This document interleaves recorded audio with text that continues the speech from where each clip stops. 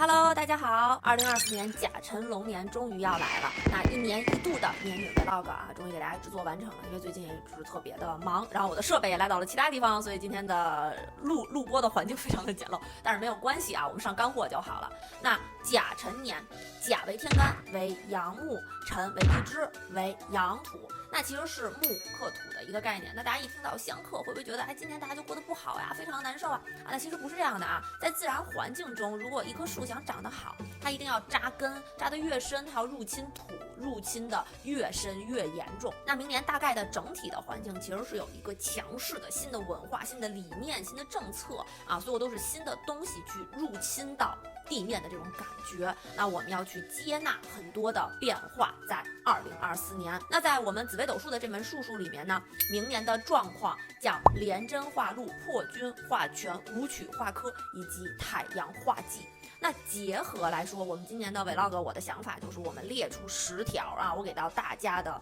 一个推测吧。然后呢，到明年年底时大家再看看准不准啊？因为去年的 vlog 其实我对自己的推测很多是应验了，大家可以翻回去看啊，咱们都有证据在，好吧？那话不多说，我们先从第1条说起。第1条，整体的大环境其实会更愿意让人往出走的这样的一个概念。那更多的人会愿意往出国玩啊，往出跑呀，很多的外币包括外贸进出口的行业将会发生很大的变化，外币会流入我们的资本市场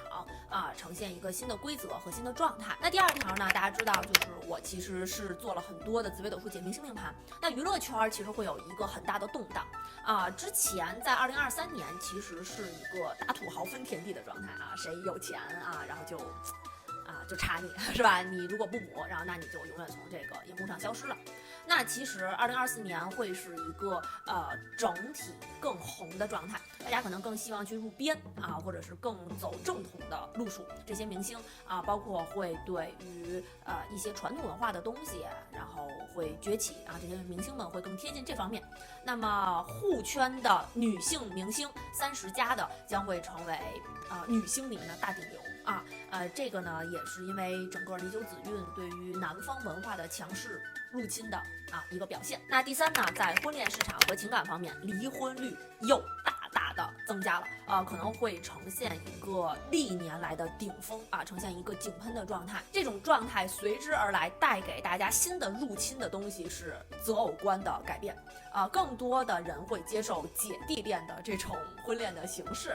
那姐姐大女主人设的这种女性会成为婚恋市场上非常炙手可热的抢手货。那既然这种款式的女性成为抢手的那么傻白甜的那种款的呢将不再拥有市场，然后更多人会对于这种婚恋关系保持一个比较宽容的形态大家其实可以参考就是魏大勋和秦岚的那种关系因为秦岚的状态很好，也是大女主的这个样为什么大家比较不喜欢金莎那一对，是因为金莎还在打造这个傻白甜的人设，这是一个意识形态上的改变。第4呢，依旧是大家很关心的房地产市场，因为去年的 vlog 我已经很严重的去说了那今年其实这个成像非常的明显。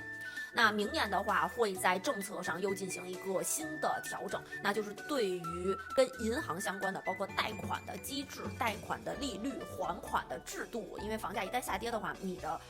各方面的心态包括你还款的机制都会发生一个新的变化。还有就是在上一个20年挣钱的，并且买了很多房的家庭，会极大的受到这种新的强势的政策的影响。简单来说，对多房家庭很不利。那对于一大波的开发商老板来说，明年将会是非常难过的一年，因为很多政策上的影响会不利于这个行业，然后重击的其实是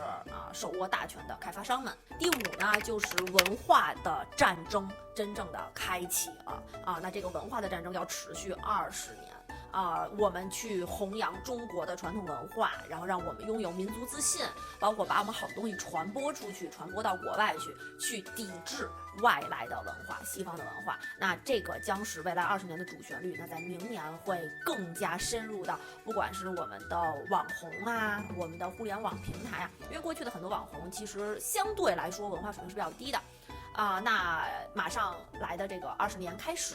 很多的知识类、文化类的博主将崛起，他们将成为每一个平台去捧上去的顶流。第6呢，就是经济方面。那股票会有一个小小的回暖和反弹的情况出现，那具体的时间会出现问题的月份是在阴历的9月啊，阴历9月整个大环境的经济问题将达到一个顶峰啊，所以大家呢还是捂紧口袋，不要有大笔的投资，还是我们猥琐发育啊，尽量谨慎、谨慎再谨慎。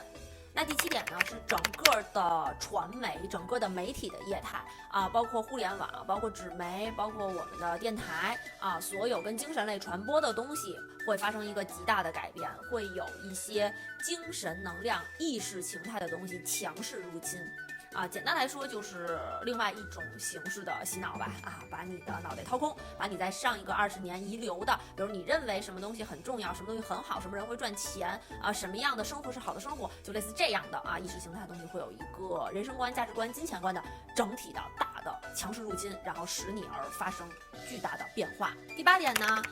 因为让大家捂紧钱包嘛，那我们把钱花到哪儿呢？这个非常重要啊，就是我们要更好的去投资自己。